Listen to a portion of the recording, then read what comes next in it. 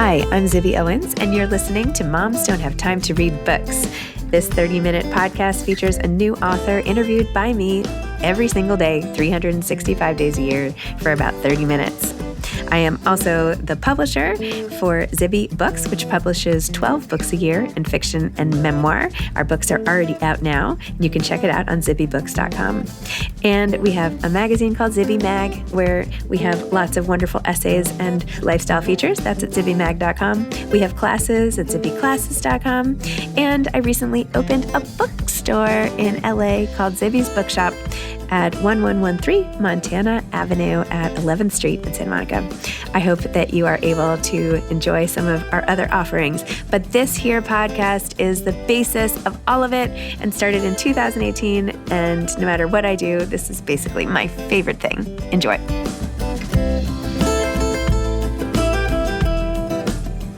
Steven Rowley is the author of The Celebrants. Since I interviewed him, it hit the New York Times bestseller list and was a read with Jenna pick. So excited for him. Oh my gosh, Steven was on my podcast for The Editor, which I also loved, and then he had The Gunkle.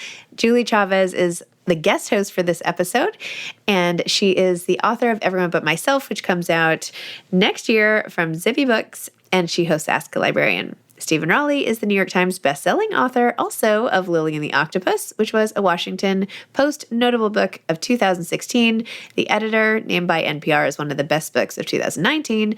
The Gunkle, which was a Goodreads Choice Awards finalist for 2021 Novelist of the Year, and winner of the 22nd Thurber Prize for American Humor. His fiction has been published in 20 languages. All of his books are in development for feature film or television adaptation. That's really impressive. Originally from Portland, Maine, he is a graduate of Emerson College and currently resides in Palm Springs with his husband, the writer Byron Lane, and 2 rescue dogs. Byron Lane has recently been a guest on this podcast as well. Mr. Steven Rowley, I am so happy that you're here with me today. Welcome to Moms Don't Have Time to Read Books. Thank you so much for having me. I'm so excited that I got to be the one to interview you. I have been looking forward to this for months, and I am a school librarian, and I actually saved your books specifically for after school was out because I was like, I don't want this to be ruined by children interrupting me and bothering me. And I have to say, it was worth the wait. Well, I love that for 2 reasons. One, first of all, I want a picture behind the scenes at the Zibby Empire that people are arguing over me.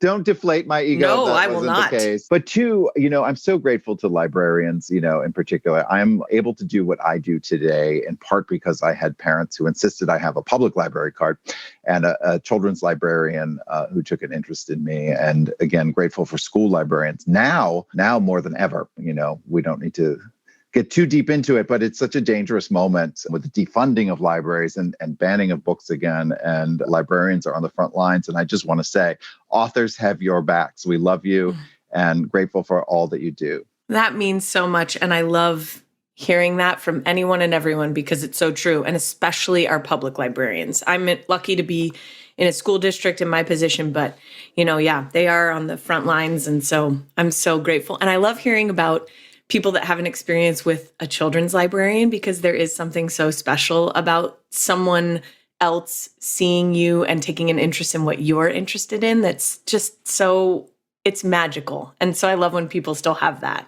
Yay. I mean, it really is incredible. I'm coming to you today from my home state of Maine, where I'm on book tour currently for The Celebrants. And so I'll be speaking at my public library this week, which I'm very excited. It feels like a homecoming. And I, always wanted to be an author, I think. But it did seem like growing up in a rural state when I did long before social media and the ways and podcasts and the way we have to connect with authors and readers now, that it seemed like maybe it wasn't a job that was available for me, that maybe it was something, you could do if you grew up in Manhattan or if you had a society name of some kind. But then tucked away in Maine was Stephen King. And so I graduated. Yeah, you may. Yeah. Others may have too. In fact, I think my parents sometimes think I'm kind of a big deal. And I have to remind them that I'm not even the most famous writer named Stephen from Maine. So. Good to keep them humble. Those parents, they really get crazy. But that was great. I graduated right from the children's room right to Stephen King. So I don't know what that says about me, but I love everything about that. I was just seeing that he has another book coming out. So that's so exciting. No, you can all argue over who gets to interview him. I know. I'm just very lucky to be here with you. So. Oh, no, I'm so thrilled. Okay, I want to loop back around to what you were talking about with libraries and librarians and just especially diverse voices, because in your acknowledgments, you spoke about Sally Kim, your editor, and I loved reading that. So we'll put a pin in that.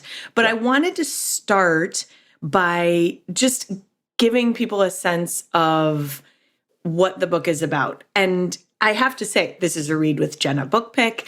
It's a New York Times bestseller. It's already out and everywhere, and it's been listed on so many lists. There's so many things that are just going beautifully for this book and for your career. And I do have to say, it's so well deserved. Your writing is so joyful, and especially now, I just think it's so necessary. So I'm so thankful to see all of it. So let's start. Will you give just the quick, what this book is about? Because I'm afraid of giving away too much. Sure. Yeah. And I'm going to do it specifically without giving away too much. So Love it. The Celebrants is about a group of college friends from the class of 1995 who, right before graduation, lose one of their own to suicide. And after attending his funeral and hearing all the incredible things said about him, wonder if he hadn't been alive to hear those things, if he might have made a different choice. And so they make a pact in that moment, because they're about to scatter, in all different directions when they graduate, to reassemble at a moment's notice, to throw each friend their funeral at their lowest point in life so that they can hear how much they're loved and how much they're needed and how necessary they are here. And hopefully that will reignite a passion for living. I don't think any of them think they'll ever need to use it, but then over the decades, life starts to intervene as it does. And as with all of my books, while it may start with a serious sounding premise, there is a lot of humor and a lot of joy and a lot of laughs, hopefully, because what is it you do when you get together with a group of friends? Drink maybe, but then laugh, hopefully. Yes. And so I hope humor is such a big part of this book. And it really is. There's going to be a lot of talk about how artists and writers in particular address the past few years that we have been through. And while I conveniently skipped the years 2019 to 2023, because that's my prerogative, as a writer, I'm not ready to go there yet. I do think it is this idea of coming together in celebration and telling the people that you love what they mean to you while they're still here. That's very much a reaction to COVID and to these last few years, and when we were isolated and not able to be together in the way that we might have wished. Yeah, that's a beautiful way to put it. Well, I'm so glad that you talked about what the heart of the book was, right? That we need to tell our people how much we love them and how much they bring to our lives today. And that, I think, really resonated with me. Can we just jump into the deep end here for a minute? Because I kept reading this book and thinking, I wonder how he feels about death. And I wonder if did writing this change anything for you? What? I don't know. Tell me a little bit about how you approached it. Yeah. Okay. So let's jump into death in the context of comedy. Yes. We'll get back around to humor. No, writing. but I do think it's an interesting point, and a lot of my work has touched on grief. Yes. My first novel, Lily and the Octopus, was about the grief over losing our animals and our loved cats and dogs. The Guncle, my novel, was about children who'd lost their mom, kind of, and that's something. Here, we're touching on losing a friend and what it means to lose a friend, and it's something that I think is a unique kind of grief, because it does sort of force you to face your own mortality in a way. If you lose a close contemporary, particularly, and at a young age, as these characters did, it's formative. I did a lot of writing about that character, that sixth member of this friend group, even though he doesn't appear on any of the pages. I have pages and pages on him, because I had to understand what that loss felt like, who he was, how he was the glue that kept having these friends reunite, year after year after year. He was sort of the driving force behind that. I did lose a close friend from college a few years ago to breast cancer. And it is kind of unmooring. And it's not something that I think there's natural context for, right? If you lose a parent or a grandparent, like you can say that people kind of can contextualize what that loss is. But with friends, we have many friends, some are casual, some are so close. Sometimes they're closer than family even. And so to lose one, it can really set you adrift, particularly in middle age where these characters are. I certainly have friends who are 25 years older. I have friends who are 25 years younger, so there's no deal with when we might lose one. And so I thought it was a really sort of rich and fertile ground from which to write. It really is. It made me think a lot about those early losses. I had a friend who died in 1995. And so reading this and remembering how much that impacted me and continues to do so too, because you carry it. I think there's something about the marking of time with a contemporary where you reach an age and you automatically think about the age they would have been because you're kind of moving on these now tandem paths. It's so you did such justice to that because I kept feeling their intensity in that loss and the way that kind of carried them forward. So I do want to, now that we've touched on death, check.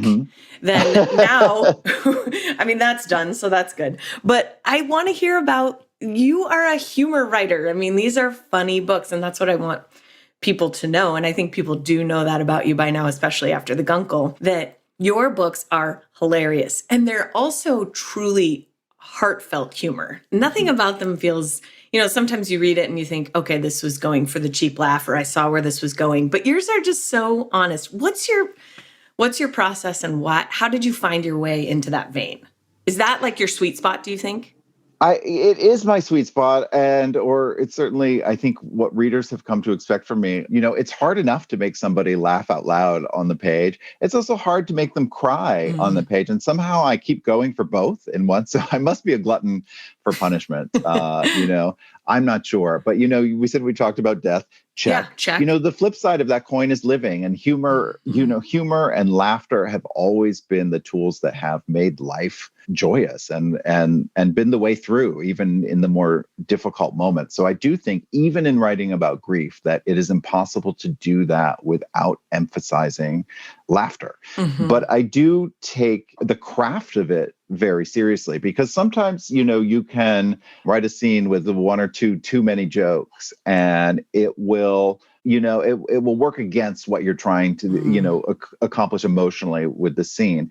Conversely, if you go too long without letting the reader take a breath with a laugh, it can weight the scene too heavily in the other direction too. So sometimes it really is a sort of line by line, carefully crafting the scene so that you're not working against yourself. And that's something I work very hard to do. I think humor, though, in novel format, it's very particular art. You're not writing a Tonight Show monologue. It can't be topical, right? Because it takes a long time to write a book, and then publishing is a long lead industry. It could take another year and a half after you finish the book before anyone reads it. And then you hope your book has a long shelf life too. So you want the jokes to be inherent to character and situation. And also, I think there are those that say it's really hard to be funny in these politically correct times we're living in. And I don't find that to be true at all. I think there can be kindness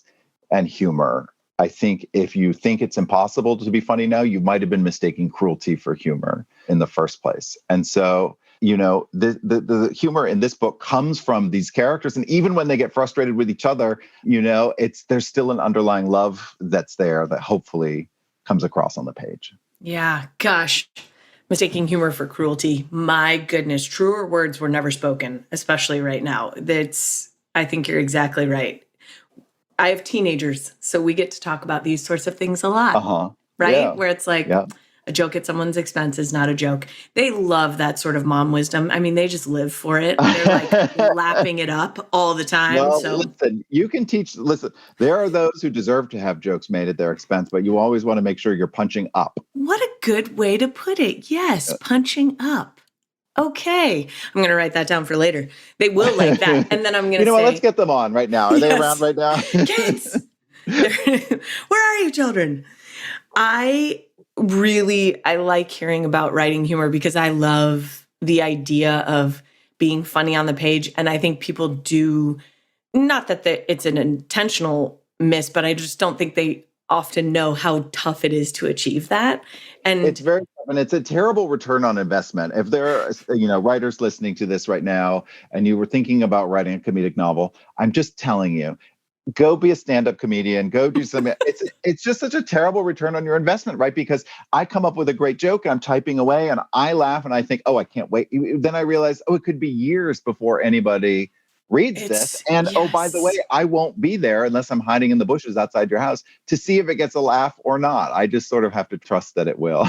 It's so true. You're exactly right. You get zero feedback on it. Yeah.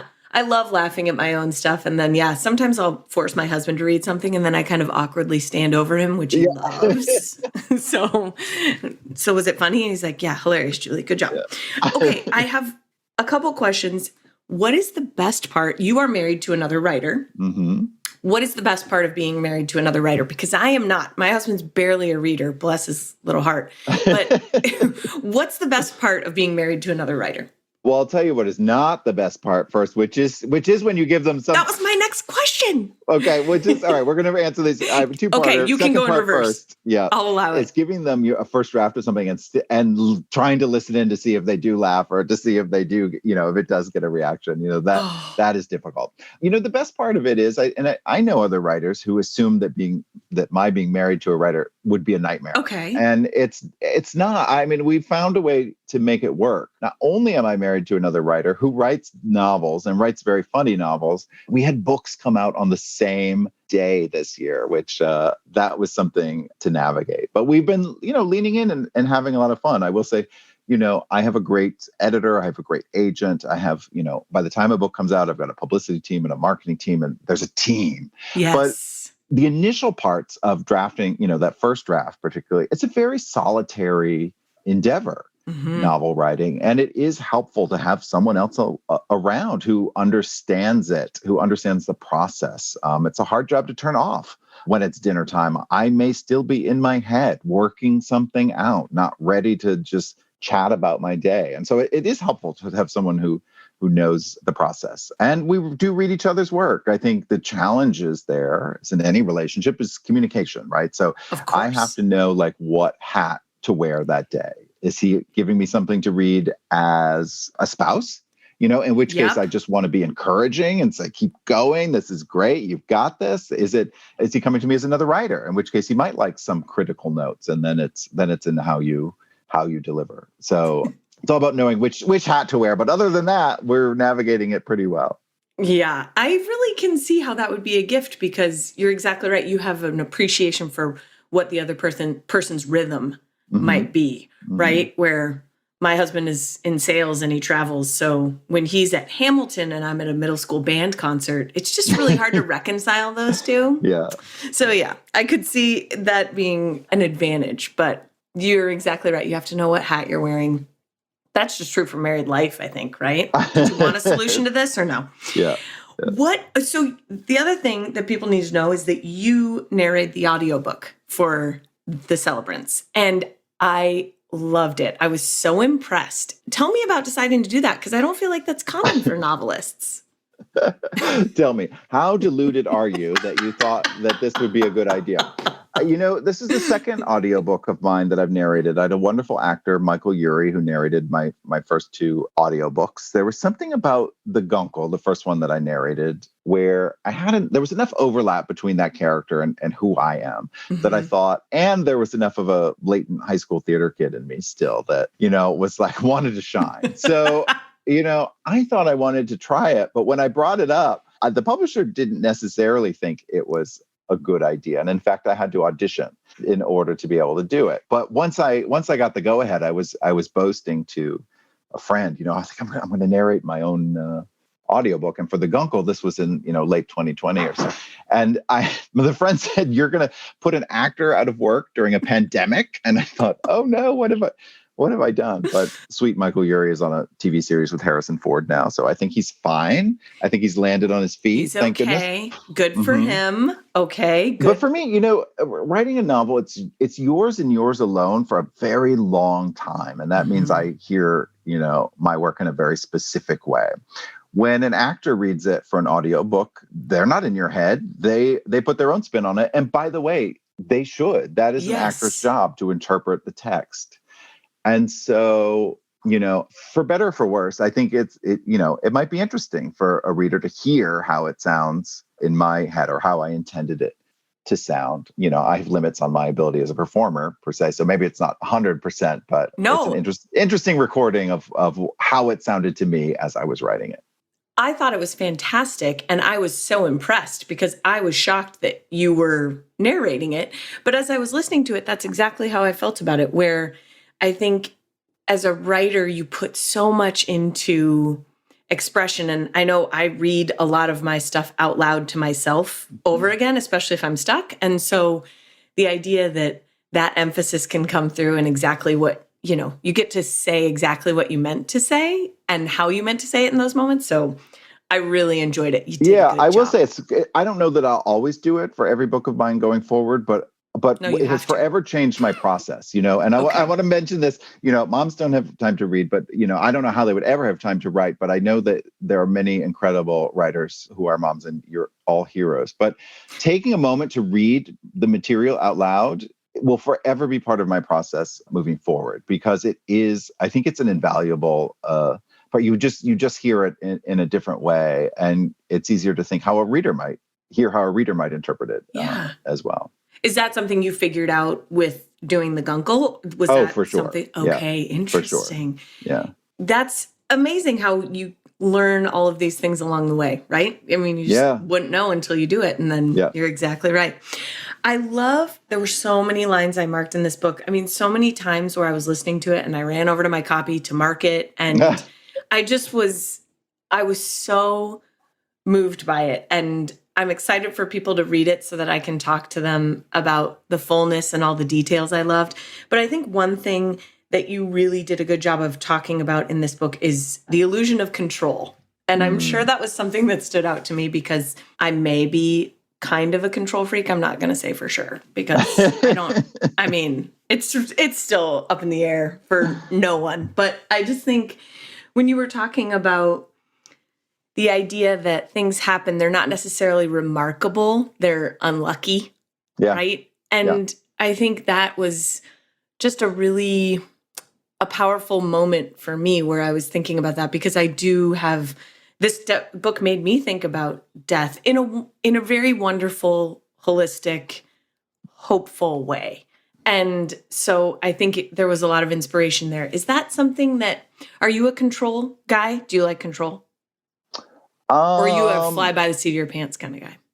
Listen, I'm probably somewhere between the two. I'm going to say, look, I'm a novelist and not, I don't write television and that I'm sitting in a room with a bunch of other writers spitballing ideas back and forth. I think that's the control side of me, right? I like to work in a very sort of solitary genre so that every choice is mine. And again, I don't want to undercut. I wrote, one of my novels is called The Editor. I take that as a sign of the esteem in which I hold editors, and nothing can be done alone. But I do sort of like having that authorial control in my work. On the flip side, I think in my life, then I balance that by being a little bit more easy breezy. Hopefully you can get my husband on the podcast and ask him if he would agree with that. But, life is about balance. And so I think I'm a little of column A and a little of column B. That's a really good way to put it. I like that. And I do have your husband's book next on my TBR. I'm super excited. I can't wait. Yay. Did you know this plot of the book from the outset? Did you know what it was going to be about the whole time? Like, did you have a sense of the arc before you started, or did it come out as you write it? As you write it? Lord have mercy. Yeah, no, I had a good sense of the story that I wanted to tell. Okay. I had a joke in my head that was 4 funerals and a wedding, kind of. And these are living funerals, right? There's not been a bus crash. There's not a massive, we're not putting bodies in the ground. These are funerals that are celebrations of life. Yes. But something about that line kind of tickled me. And so that was sort of a driving point to start. As my, how I approach my craft, I am more of a pantser, as we say in the biz, that sort of fly by the seat of the pants, in that I have the concept, I have a strong beginning, I think, and I know I have a good sense of how it's going to end. It's that middle part that I like to leave room for surprise. Because for me, I think a lot of writers would tell you the hardest part of the job is butt in chair. It is like showing up, at the computer to do the actual writing.